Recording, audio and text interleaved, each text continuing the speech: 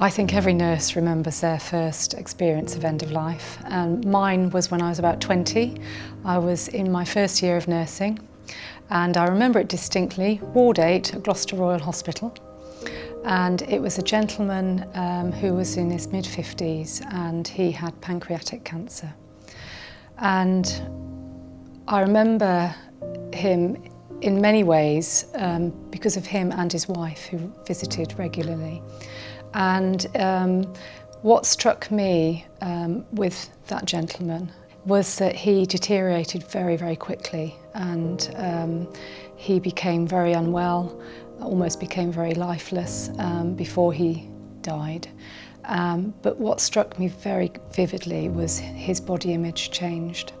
And interestingly, his wife afterwards, I remember her saying to me, and I was only a first-year student, I wasn't prepared for the way his look changed, because he lost so much weight very, very quickly.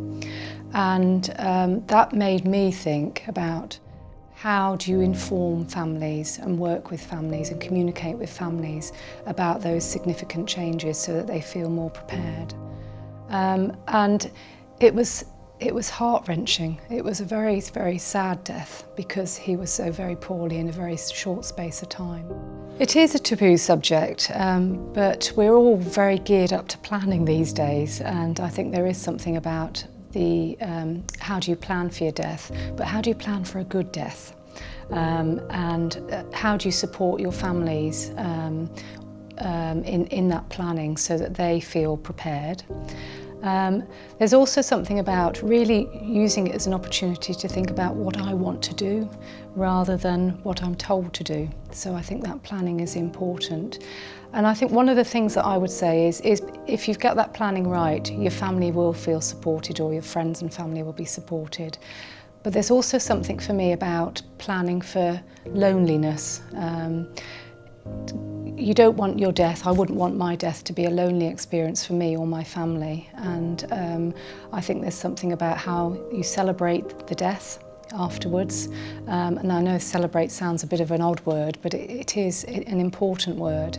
And actually planning to make sure that you die in a dignified way, you die in the place that you want to be, you die leaving all your financial affairs in order so you're not causing your family's anxiety, and you die in style. So yes, plan. That's my main message. It's really, really important, but plan not just on your own, but with your family and friends.